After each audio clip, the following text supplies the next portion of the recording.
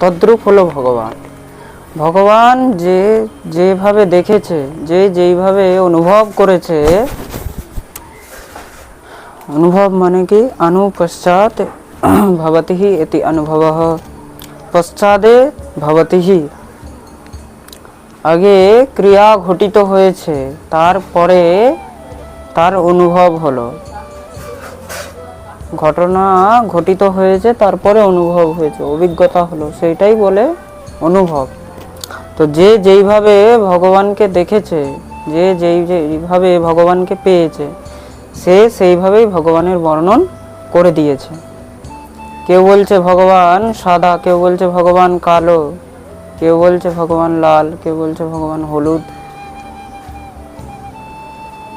তা যাকি রহি ভাবনা জৈসি, প্রভু মূরত দেখি তিনি তৈসি। কেউ বলছে ভগবান নাটা, কেউ বলছে ভগবান লম্বা। सहस्र शीर्षः पुरुषः सहस्राक्षः सहस्रपातः तम बटुम वामनम दृष्ट्वा मोदमानाः महर्षयः। সেই ছোট পারা নাটা, একদম বলে নাটা নয়, একদম বিশাল আকার, বলে একদম প্রচুর লম্বা। যে যেইভাবে দেখেছে সে সেইভাবেই বর্ণন করে। তার জন্য ভগবানকে কিভাবে বুঝবে? বলছে একমাত্র সত্যের মধ্যেই ভগবানকে বোঝা উচিত। যেখানে সত্য আছে সেখানেই ভগবান আছে। সত্যম পরম ধীমহি, বলিয়ে সত্য স্বরূপ ভগবান কি। তৎপশ্চাৎ ভগবানকে বন্দন করা হয়েছে। নিগমকল্পতরুর্গলিতম ফলম সুখমুখাদ্রব সংয পিবত ভাগবতম রসলয়ম রসিকা ভুরি ভাবুকা। নিগমকল্পতরুর্গলিতম ফলম সুখমুখাদ্রব সংযুতম পিবত ভাগবতম রসমালয় মুহুরঃ রসিকা ভুরি ভাবুকাঃ। নারায়ণ, তৎপশ্চাৎ নরনারায়ণ ভগবানের বন্দন করা হয়েছে। নারায়ণম নমস্কৃত্যম নরং চৈব নরোত্তমম দেবীং সরস্বতী ব্যাসং ততো জয়ো মুদীরয়ে।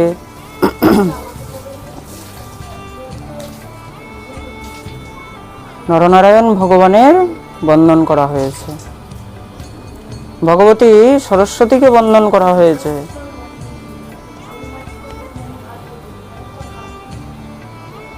বিদ্যার দেবীকে প্রণাম করা হচ্ছে। মাই ভাগবতী শারদা মধ্যে 24 অবতারের বর্ণন করা হয়েছে। কত অবতার? 24 অবতার। কি কি? প্রথম হলো সনকাদি রূপে, সনকম বরাহ নারদ। সনকাদি মুনি, ব্রহ্মার 4 পুত্র, সনক, সনন্দন, সনাতন আর সনত কুমার। এই 4 জনকে দেখতে ছোট ছোট, একদম 5-5 বছরের বাচ্চার মতো। ভগবানের তৃতীয় অবতার হলো বরাহ। বরাহ অবতার নিয়ে ভগবান হিরণ্যাক্ষের উদ্ধার করেছিলেন আর পৃথিবীর রক্ষা করেছিলেন। তৃতীয় অবতার হলেন নারদ। আর চতুর্থ অবতার হলেন নরনারায়ণ। ধর্মের স্ত্রী মূর্তির গর্ভ থেকে ভগবান নর আর নারায়ণ রূপে অবতীর্ণ হয়েছিলেন। বলি নরনারায়ণ ভগবান কি। তো নরনারায়ণ কার পুত্র? ধর্ম আর মূর্তির। আর ধর্ম কোথা থেকে জন্ম নিয়েছে? ভগবানের বুক থেকে। ধর্মের জন্ম কোথা থেকে? ভগবানের বক্ষস্থল থেকে। আর অধর্মের জন্ম হলো ভগবানের পিঠ থেকে। অধর্মের জন্ম কোথা থেকে? পিঠ থেকে। প্রেম সে বলো রাধে রাধে। আচ্ছা, সকলে বলে যে অধর্ম শেষ হোক, অধর্মকে শেষ করতে হবে। তো অধর্মকে ভগবানও আজ পর্যন্ত শেষ করতে পারেনি। অধর্মকে কমানো যায়, অধর্মকে শেষ করা যায় না।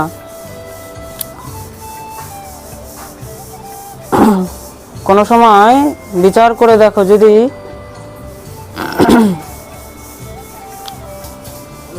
ধর্ম আর অধর্মের মধ্যে দুটি হলো এক আর একের পূরক, তাকে কম করা যায়, তাকে একদম শেষ করা যাবে না।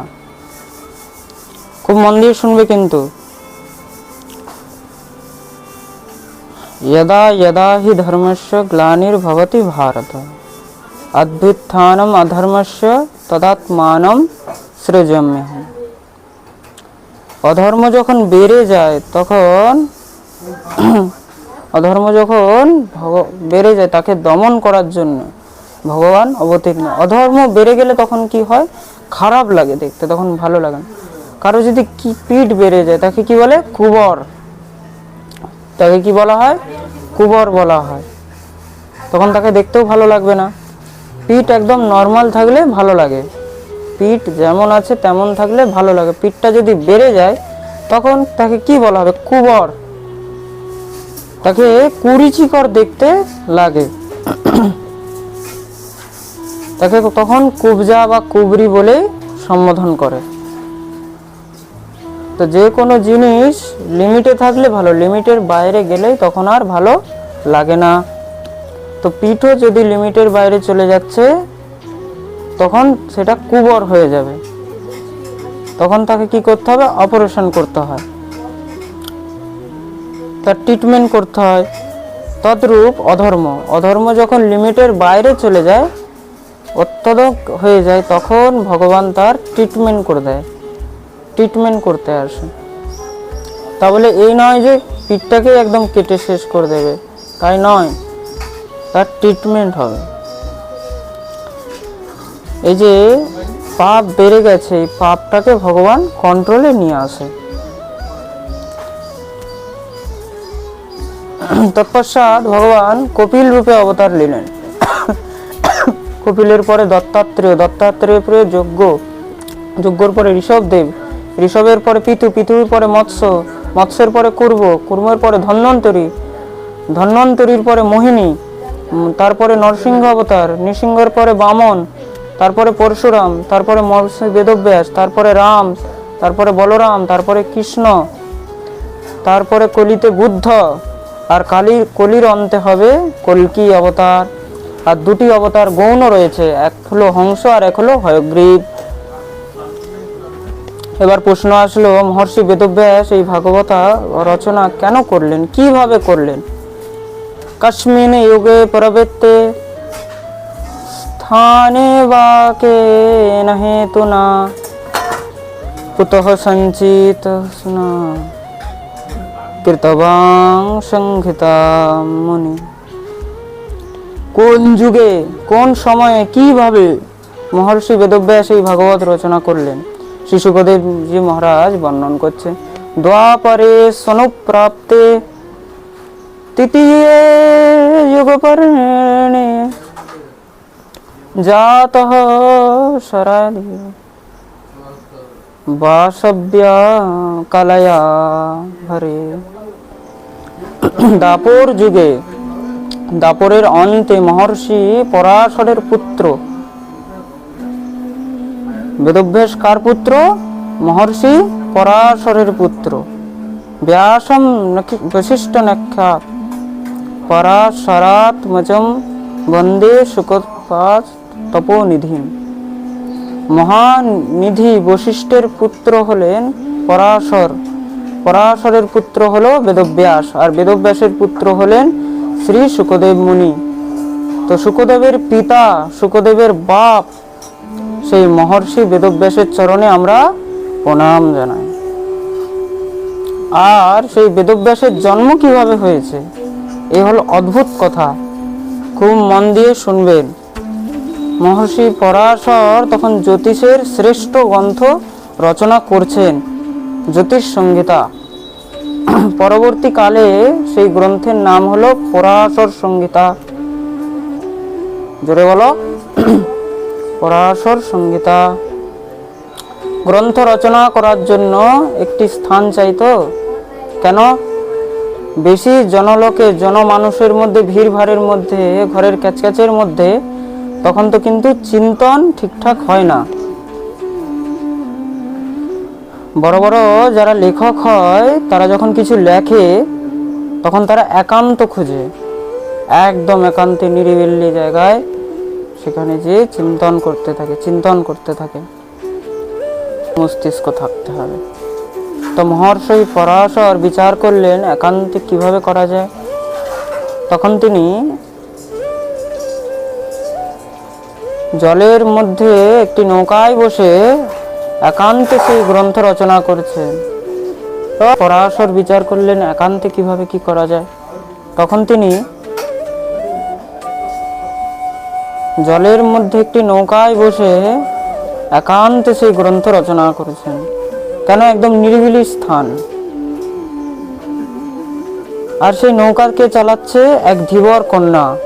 ধীবর মানে কে? জেলে, যারা মাছ ধরে, যারা নৌকা চালায়। তো সেই ধীবর কন্যা, তার নাম হলো সত্যবতী।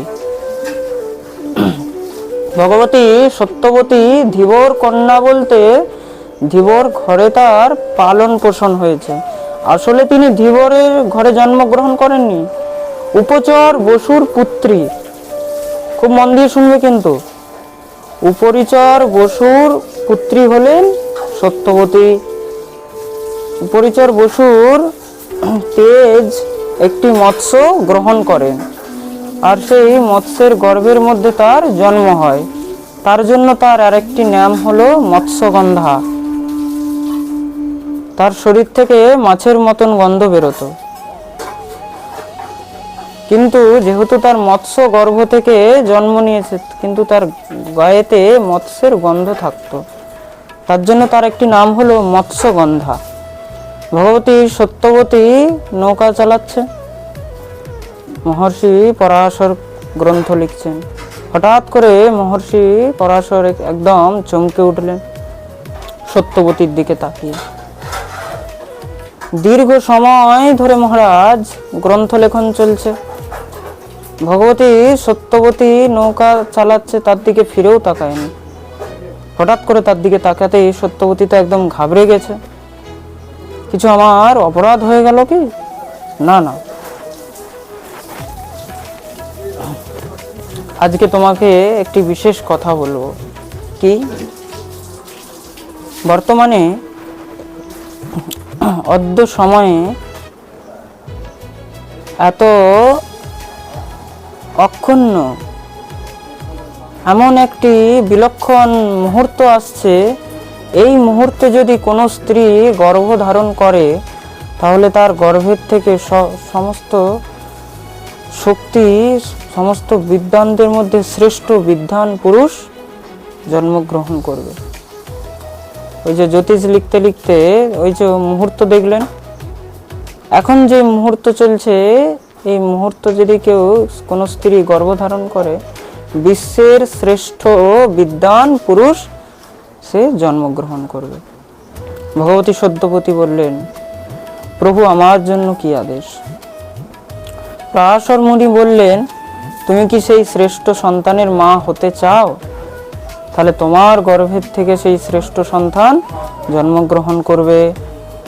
ভগবতী সত্যবতী বললেন, কিন্তু ভগবান, লোক নিন্দা হবে, আমার তো বিবাহ হয়নি, কুমারী কন্যা, আমার গর্ভে থেকে যদি সন্তান হয়, বলে আমি তোমাকে আশীর্বাদ করছি, জগতে তোমার নিন্দা নয়, জগতে তোমার পূজা হবে, সকলে তোমাকে সম্মান করবে, জগতে তোমার পূজা হবে।